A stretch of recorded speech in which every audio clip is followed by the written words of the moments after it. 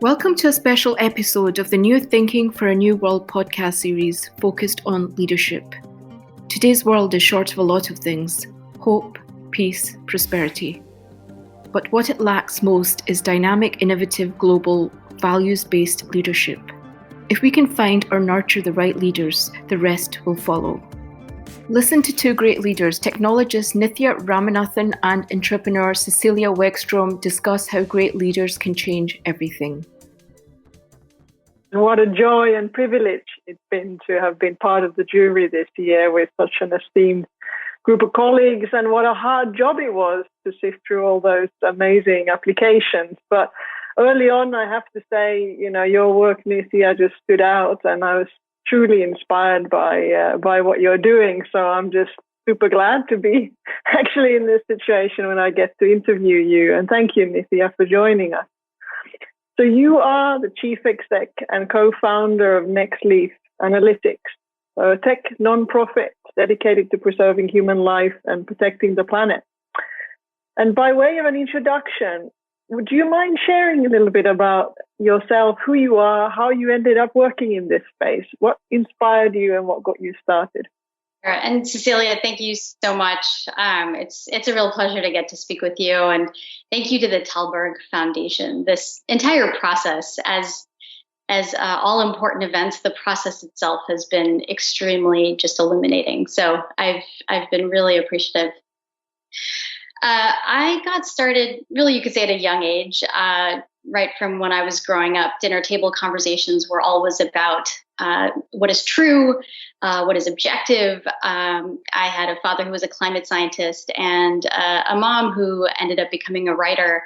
And so dinner table conversations were never light in our household. I was an engineer in Silicon Valley, and I was designing computer chips. And as Alan said, I was never excited about designing that faster computer. So when I went to graduate school, I was working with one of the early pioneers of the internet, Tällberg-SNF-Eliasson, and got a chance to start to explore how to build sensors and technology systems to better understand our environment. So I got really interested in arsenic poisoning in the groundwater in Bangladesh, an issue that affects millions of people in that area, and really how better data and sensor systems could actually help us identify the solutions to those problems. I ended up getting really connected with the communities there. I'm Indian, but culturally in Bangladesh, there were a lot of similarities in the village. And I found that the women and children were really looking to me to solve the problem. And yet I knew at the end of the day that as a researcher, I wasn't going to be able to actually bring about scale and sustainable solutions for that community, let alone the region. And so when I left, I was really frustrated with the entire situation, the sort of stagnation of just better understanding a problem without actually solving and sustaining a solution. So when I left, I actually left committed to building sustainable solutions that would actually solve problems. And I saw how big data and technology was a critical part of that. Amazing. We as the Lego Group, we often talk about our mission being to inspire and develop builders of tomorrow. So what was it really that the purpose or the mission of your organization came to be as you took your steps in this space?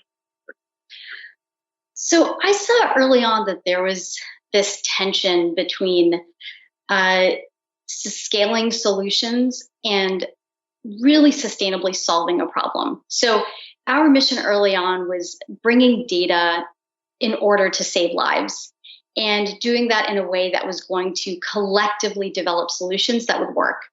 I found in the development sector, it tends to be quite top-down often. You have a lot of multilateral agencies often coming to countries and telling them what to do. And so as we built data systems, as we've gotten involved in the vaccine supply chain, in clean cooking, bringing clean energy to households, a key value and component for how we work is ensuring that we are actually serving not only the communities, but also countries. Often government is a bad word, but really, especially in the poorest 80 countries, most of the health systems are government operated and government run. And so we found that there's incredible value in actually partnering with and serving the government and country priorities. And we bring data to that equation. In general, we see now, truth is under attack.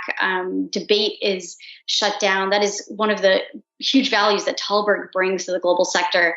And similarly, I found that data actually does that as well. That when you have objective data and you can bring that to a conversation, it completely changes what's done. And so I've seen rural health clinic technicians suddenly be able to ensure that an entire health system in that region is operating because they had access to objective data. And not only one individual, but really the collective. And I found that when you've got multiple women looking at a dashboard, these are rural Indian women who, haven't necessarily gone to school, but looking at the data, looking at a dashboard, being able to come together and say, yeah, this actually reflects my experience. I found that this clean cook stove doesn't work for me. And this data actually proves it. It actually amplifies the voice of even the most rural communities in order to speak to the most powerful foundations in government. So there's really this leveling of the playing field that we've seen happen when we bring objective data to complex systems. Do you know leaders that sound like these? Leaders young or old who are changing the world, who are not content with what is and are willing to work for what could be. If so, nominate them for the Tällberg-SNF-Eliasson Global Leadership Prize at tällbergprize.org. That's TALLBERG prize.org. Amazing. You actually talk a lot in your work about how you joined forces with ministries of health around the world and how your technology is protecting the vaccine supply now of 1 in 10 babies born on Earth. I mean, how do you see leadership and the role of a leader in creating such a systemic change? So I learned lessons around leadership through what was almost a catastrophic failure. This was about 5 years ago, and we were partnering with the Ministry of Health in India. And I came in thinking that I knew all the answers. And that's a really weak place to be, as I think all good leaders know. And we were in the process of scaling the sensor technology to over half of the clinics across the country in India. And we learned early on through disagreement with the Ministry of Health and the priorities, really how to balance what we knew from objective data and what the actual priorities and realities were on the ground, and how to actually bring those things together. And so now, as we work closely with ministries of health, I have learned just how important that partnership is and how often countries are actually neglected in this discussion. And so one of the reasons that our sensor technology, which, as you mentioned, Cecilia, does protect the vaccine supply now for 1 in 10 babies born on Earth, this technology is deployed in over 25 countries. And it is in large part because of that partnership with ministries of health. I always say it's not rocket science to build a temperature sensor. And even working with this data is, that's not the complexity of what we do. It's really understanding the realities of the ground, understanding what are the priorities of the ministries of health around the world, and ensuring that we can bring data to actually help them build their solutions. And so now we are in this moment in time. The world has never had to come together to actually address a global pandemic in the way that we have. We have never had to distribute the same item to almost every single person on Earth. So while developing the vaccine was an incredible breakthrough, we have this opportunity as we develop systems in order to get this vaccine to every person on Earth, to actually build systems that will be built to last for future generations. This is not just about COVID. Building a strong, resilient backbone for public health that can deliver a COVID vaccine can actually serve generations to come. And we have found that in these conversations with ministries of health, data has been a critical tool for them in order to not only plan for now, but really building resilient systems for the future.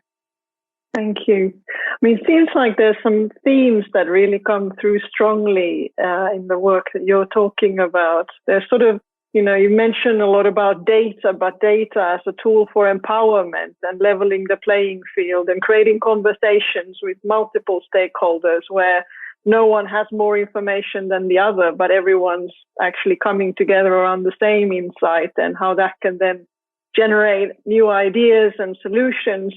But also, I guess you speak to that theme of togetherness that Jan Eliasson talked about earlier, how that can really bring together new solutions and also create something that is more sustainable for the future. I mean, what are the leadership lessons really from all of, I guess, this year and where you've got to today that you're now taking forward into the future, and how do you want to do things differently to get us to a more hopeful future? One of the most critical principles and lessons for me is around collective learning and collective leadership. I firmly believe, because of my experiences, how critical it is to bring people together around collective ideals that are shared, and have data underpin those ideals. I've seen too often when technology and data become the end goal itself, and how actually destructive that can be. And so for me, a big part of my leadership, the second sort of principle, is around humility. It's critical that we are humble, both because of the power structures that exist and the differentials, but also because data can become its own sort of monster. And so, for example, part of my leadership has been around advocating very strongly for data sovereignty. Countries must have the rights of ownership to their data. It's been said often, data is a rich resource. It's the new oil.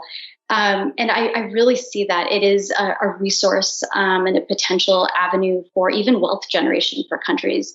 And so countries owning their own data, that sovereignty, is a big part of equity, and tying that back is critical to collective learning. I found how the conversation changes when a country actually owns their data. They're able to step into sort of the global dialogue in a completely different way and in a much more empowered way.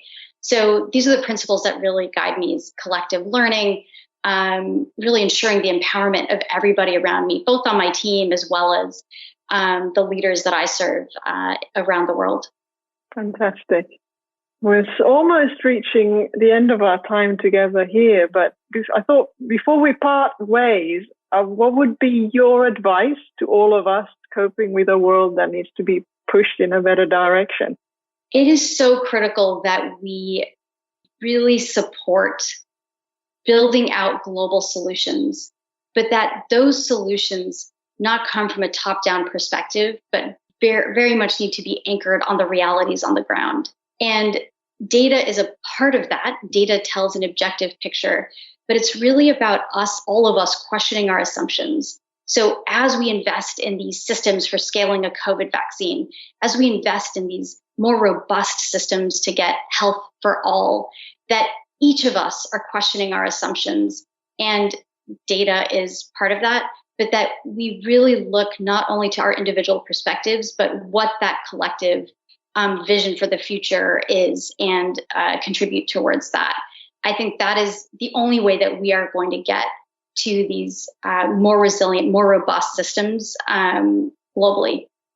And I have to sneak in a question, because I know, obviously, my own passion is definitely around inspiring the builders of tomorrow, kids of the future, to take up careers where they can truly influence a positive change. What would be your advice to kids growing up today who might be looking at what's going on in the world right now and finding it all a bit of a hopeless place to be, but to sort of maybe still not lose the hope, but want to be part of driving that change? What advice would you give them? So I am a builder at heart, and the advice that I give my children all the time is building for solving a concrete problem. Often that existential hopelessness, often the assumptions that we make, often the destructive ideals that come about are because of these more kind of abstract notions of the world. And so I really do have my kids focus on building concrete solutions, bringing their objectiveness wherever they can, and also just a commitment to serving. So that tends to be, those are the principles that our household lives by, and what I also love to see thrive in other young leaders. Fantastic. That brings us to a close. I just want to thank you, Nithya. It's been an absolute pleasure to talk with you and truly inspiring to learn more about you and your work. And also on behalf of the jury of the Tällberg-SNF-Eliasson Global Leadership Prize and all of us here today, just a huge congratulations. We will be following your work with much interest and wish you the very best. Thanks again. Thank you for listening. Now it's your turn. Tell us what you think. You can find us on Facebook, Twitter, and Instagram, or you can subscribe to our newsletter at tällbergprize.org. Thanks again, and most importantly, don't forget to nominate a leader whose work deserves to be recognised and imitated. This podcast brought to you through the generous support of SNF, the Stavros Niarchos Foundation.